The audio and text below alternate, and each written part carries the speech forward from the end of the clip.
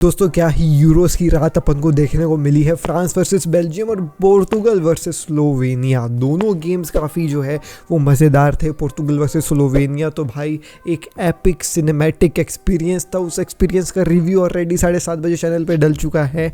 अभी 2 बजे वाली वीडियो में हम लोग बात करने वाले हैं खबरों के बारे में और ऑब्वियसली उन दोनों गेम्स के बारे में थोड़ा सा बात करेंगे। कैसे जूड बेलिंगम हो सकते हैं सस्पेंड फ्रॉम भाई साहब आने वाले यूरोस के गेम्स। साथ ही साथ मार्क गुई जो चेल्सी ज्वाइन कर लिए, उनके ऊपर बारसा फैंस जो है वो ये इल्ज़ाम लगा रहे हैं कि आपने जो है वो मनी को चूज़ किया ओवर पैशन। क्या ये ओपिनियन सही है? साथ ही साथ बात करने वाले हम लोग शावी सिमोंस टू बायर्न के बारे में भी। तो hey guys, welcome back to another video of AKG. Video को लाइक नहीं किया लाइक कर दीजिए, चैनल को सब्सक्राइब नहीं किया तो सब्सक्राइब कर दीजिए, क्योंकि हम डेली 7:30 बजे आपके लिए फुटबॉल की अपडेट्स लेकर के आते हैं और जब रिव्यूज़ वगैरह रहती है तो रिव्यू भी डाल देते हैं। तो आज के 7:30 बजे वाला रिव्यू पोर्तुगल वाला मिस मत करिएगा। एनीवेज, वीडियो को चालू करते हैं बिना किसी देरी के।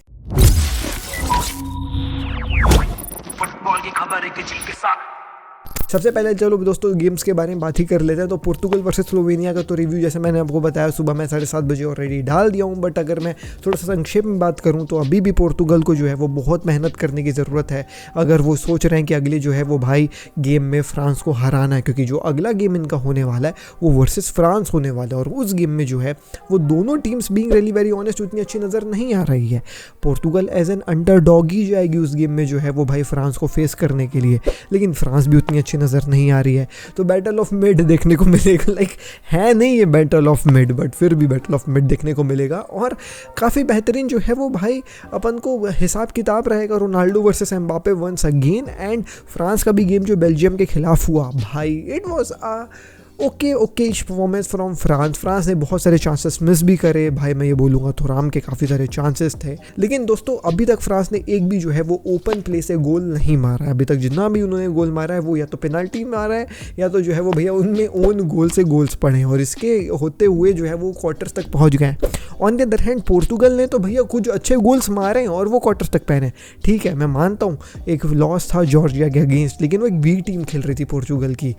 अभी जो स्लोवेनिया वाला गेम था वहाँ पे जो है वो भाई थोड़े से इश्यूज नज़र आए। पोर्तुगल भाई पेनाल्टीज तक गेम खींच करके ले गई, बट स्टिल मैं दोनों टीम्स को बोलूँगा बहुत इंप्रूव करने की ज़रूरत है। लेट्स सी क्या होगा उस गेम में। बट हाँ, फ्रांस वाला ये बेल्जियम वाला गेम वॉज ओके यार। अब इसके बारे में क्या ही बोलूँगा कि ओन गोल जो है वो अपन को देखने को मिला। अभी तक अपेरेंटली एम्बापे ने भी पेनाल्टी के अलावा गोल नहीं मारा, which is quite shocking to मी।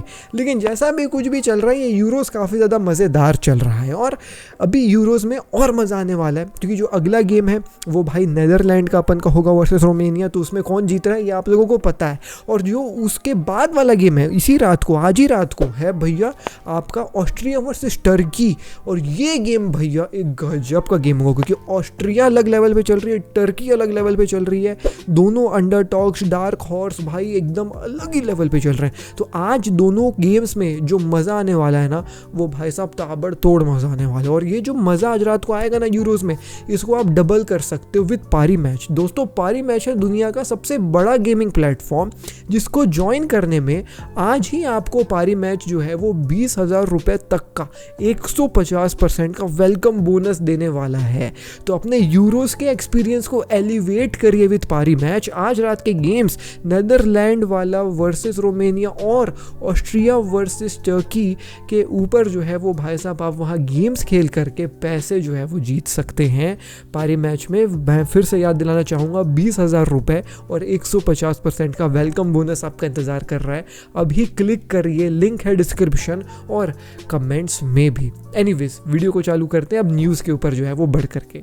सबसे पहले खबर आ रही है दोस्तों शावी सिमोंस से रिलेटेड। तो शावी सिमोंस से रिलेटेड खबर ये आ रही है कि दोस्तों बायर्न ने जो है वो भाई अभी अपने पर्सनल अग्रीमेंट्स जो है वो भाई तय करवा लिए शावी सिमोंस के रिप्रेजेंटेटिव से। यानी कि शावी सिमोंस अगले साल तो पीएसजी में नज़र नहीं आला, अगले साल मतलब यही सीज़न में पीएसजी में तो नज़र नहीं आने वाला है। तो वो अब बायर्न में नज़र आ सकता है, क्योंकि रिप्रेजेंटेटिव से आपने अग्रीमेंट कर लिया है।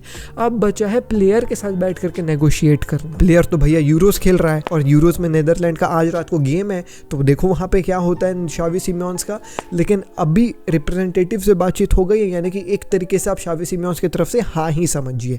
अब बस एज पर दी सोर्स बचा हुआ है बायर्न और PSG के बीच में जो है बैठ करके नेगोशिएट करने का, इस लोन डील को जो है वो भाई साहब अक्रॉस द टेबल पुट करने का। अब इस लोन डील में क्या जो है वो भाई अमाउंट्स लगेंगे, लोन फी लेगी PSG, क्या एक मैंडेटरी परचेस ऑप्शन जो बायर्न पुश करना चाह रही है शावी सिमियोन्स के लिए वो एक्सेप्ट करेगी कि नहीं करेगी PSG के एक सिंपल 1 ईयर का लोन डील होगा, ये अपन को वक्त ही बताएगा। बट शावी सिमियोन्स टू बायर्न एक ट्रांसफर आपको इस ट्रांसफर विंडो में होते हुए नजर आ सकता है। अब शावी सिमियोन्स के लिए मेरे हिसाब से बायर्न एक परफेक्ट क्लब है। ये एक ऐसी क्लब है जहां आप अपना अच्छा नाम बना करके ट्रॉफीज वगैरह उठा सकते हो, और जब आप अच्छी उम्र में पहुंच गए हो ना 28, 27, 29, जब अपना पीक हिट कर रहे हो तो आप मूव मार सकते हो रियल मैड्रिड, बार्सिलोना या किसी और बड़े क्लब में। अगली खबर के ऊपर बढ़ जाए दोस्तों तो वो है मार्क गुई से रिलेटेड खबर। अब मार्क गुई जो है वो बार्सिलोना के प्लेयर थे जिन्होंने जो है वो चेल्सी को ज्वाइन कर लिया। ऑल्दो मार्क गुई की तरफ से अपन को इक्के दुक्के ही बार्सा के जो है वो फर्स्ट टीम में गेम्स खेलते हुए नजर आए हैं जिसमें उन्होंने गोल्स भी मारे हैं, बट स्टिल बार्सा फैंस ला मासिया का लड़का स्ट्राइकर जिन्होंने गोल मारा है भैया हमारे लिए, तो एक थोड़ा सा लगाव था, और इसने बार्सा बी के लिए भी गेम्स खेल करके खूब सारे गोल्स वगैरह मारे हैं, तो बार्सा फैंस का लगाव था मार्क गुई से। लेकिन कहीं ना कहीं बार्सा फैंस भी जा रहे थे कि भैया मार्क गुई का जो है वो ऐसा कुछ बड़ा नाम बार्सिलोना में शायद नहीं हो पाएगा, क्योंकि ऑब्वियस सी बात है दोस्तों मार्क गुई जो है वो भाई काफ़ी यंग है और बार्सिलोना में भी लेवेंडोस्की, विक्टर रोके है, तो मार्क गुई का चांस आएगा कि नहीं आएगा स्ट्राइकर बन करके बार्सिलोना में, ये तो भैया हमको भी एज अ बार्सा फैन सच बताऊं तो बहुत ही डाउटफुल लग ही रहा था। और इसी को शायद मद्देनजर रखते हुए मार्क गुई को जब चेल्सी की जैसी बड़ी क्लब से ऑफर आया तो मार्क गुई ने बोला बिल्कुल क्यों नहीं भाई, मैं चले जाता हूँ, वहाँ मेरे को एटलीस्ट प्लेइंग टाइम तो मिलेगा। तो मार्क गुई ने 6 मिलियन में जो है वो चेल्सी को ज्वाइन कर लिया। अब दिक्कत ये हुई कि उसने इंटरव्यू में 2-3 चीज़ें कह दी। सबसे पहली बात उसने कह दी कि मेरा मेन रीज़न बार्सिलोना को जो है वो छोड़ करके चेल्सी ज्वाइन करना था बिकॉज यहाँ पे फुटबॉल और जो स्पोर्टिंग प्रोजेक्ट मेरे को क्लब ऑफर कर रही थी वो का जब की थी, और मैं ट्रस्ट करता हूँ कि सभी चीज़ें जो है वो क्लब में बेहतरीन चलेगी। जितने लोग भी मेरे को यहाँ क्लब में डालें उनके ऊपर मैं ट्रस्ट करता हूँ, जो प्लान यहाँ पे वो एक्साइटिंग है। एक और जो उसने स्टेटमेंट दिया वॉर प्रॉब्लम हो गई, उसने ये कहता है कि इमेंस जॉय है मेरे लिए चेल्सी जो है वो साइन करने के लिए, मैं तो भाई सो भी नहीं पाया इस जो है वो भाई जर्नी को जब मैं कर रहा था, तो मैं सो भी नहीं पाया क्योंकि मैं काफ़ी ज़्यादा एक्साइटेड था। प्रीमियर लीग जो है वो ड्रीम है, ऐसा गुई कहते हैं। अब ऑब्वियसली बात है यार, यंग लड़का है ये भी, 18-19-20 साल का ही है, ज़्यादा बड़ा नहीं है, तो इतना बड़ा जंप मारना लाइक बार्सिलोना में मैं जान रहा हूँ मेरे को कोई चांस नहीं मिलेगा, मेरे को प्रीमियर लीग में खेलने का ऑफर है चेल्सी की तरफ से, तो ऑब्वियसली बड़ा सा ड्रीम है यार, इसमें कोई दिक्कत वाली बात नहीं ना। बार्सा फैंस आर सेइंग कि इसने पैशन को जो है वो पहले प्रेफरेंस दे दी मनी से, मैं बोलूँगा इसमें कोई दिक्कत वाली बात नहीं है यार। पैशन क्या करता वो जब बार्सा में उसको प्लेइंग टाइम ही नहीं मिलता और फिर उसको कोई छोटे क्लब में रहना पड़ जाता। हमने देखा बार्सा प्लेयर्स के साथ ऐसे होते हुए, सर्जी सैम्पेयर देख लो अगर आपको याद होगा तो, काफ़ी नाम लेते थे सर्जी सैम्पेयर, बुस्केट्स का रिप्लेसमेंट ऐसा वैसा, ये वो कहाँ जापान में खेल रहा है तुमको पता भी नहीं होगा वो लड़का। मार्क कुकुरेला ने भाई मुश्किल से जो है वो बाहर निकले, डेनिस सुआरेस देख लो, आपका जो है वो अरे बहुत सारे प्लेयर्स हैं यार, अब मेरे दिमाग में आ नहीं रहा है, अभी सुबह के जो है वो 5:30 बज रहे हैं जब मैं वीडियो रिकॉर्ड कर रहा हूँ, लेकिन बहुत सारे प्लेयर्स हैं दोस्तों, अभी मेरे दिमाग में नाम नहीं आ रहा है, बट डेनिस सुआरेस एक नाम आया मेरे को, एक और अपना स्ट्राइकर था मेरे को याद नहीं आ रहा है, ये डेनिस सुआरेस के समय का जो है वो लड़का था और स्मार्ट दिखता था, मैं भूल रहा हूँ नाम उसका, ठीक है। तो एनीवेज तो काफ़ी सारे प्लेयर्स हैं कुल मिला करके जो बार्सिलोना में अपने इंतज़ार करते करते अपने चांस का फिर छोटे क्लब्स में जा करके खेलते हैं भाई, उससे बेटर है कि ठीक है कहीं चले गए और जो है वो भाई अपना अच्छा जो है वो भाई कमाल कर रहे हैं, तो ठीक है लेट्स सी। मार्क गुई मेरे ख्याल से इट्स नॉट लाइक कि पैशन को भूल के मनी चूज़ कर लिया, पैशन उसका फुटबॉल खेलना, जहाँ खेलने मिलेगा वहाँ खेलेगा।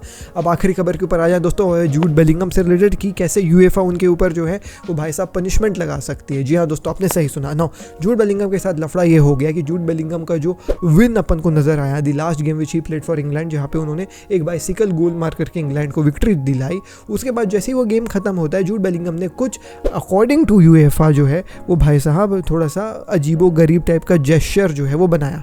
अब उस जेस्चर में वो अपने बॉल्स की तरफ ऐसे दिखा रहा है, ऐसे नाक छू रहा है, फिर बॉल्स को दिखा रहा है कि भाई भारी है, पता नहीं जो भी उसने किया, ऐसे अजीब सा जेस्चर दिखाया, आपके अभी टीवी में चल रहा है भैया, मोबाइल स्क्रीन में चल रहा है वो रिकॉर्डिंग।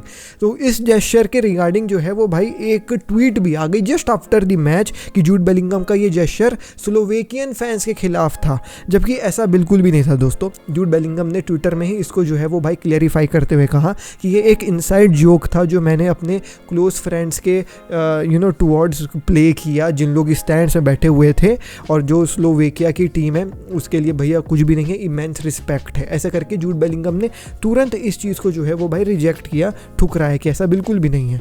अब भाई ये चीज़ वायरल हो गई, जूड बेलिंगम ने इसको जो है वो मीडिया में दिखवा दिया। अभी तक ये चीज़ किसी के नज़रे में नहीं थी क्योंकि गेम ख़त्म हो गया था, आफ्टर दी गेम वाली इंस्टेंस थी। लेकिन अब ये चीज़ सिंस मीडिया में आ गई तो अब यूएफए भी हरकत में आ गई। अब यूएफए ये कह रही है कि भाई जो ये जूड बेलिंगम ने हरकत करी है ये एज़ पर दी लॉ थोड़ा सा जो है वो दिक्कत वाली बात है।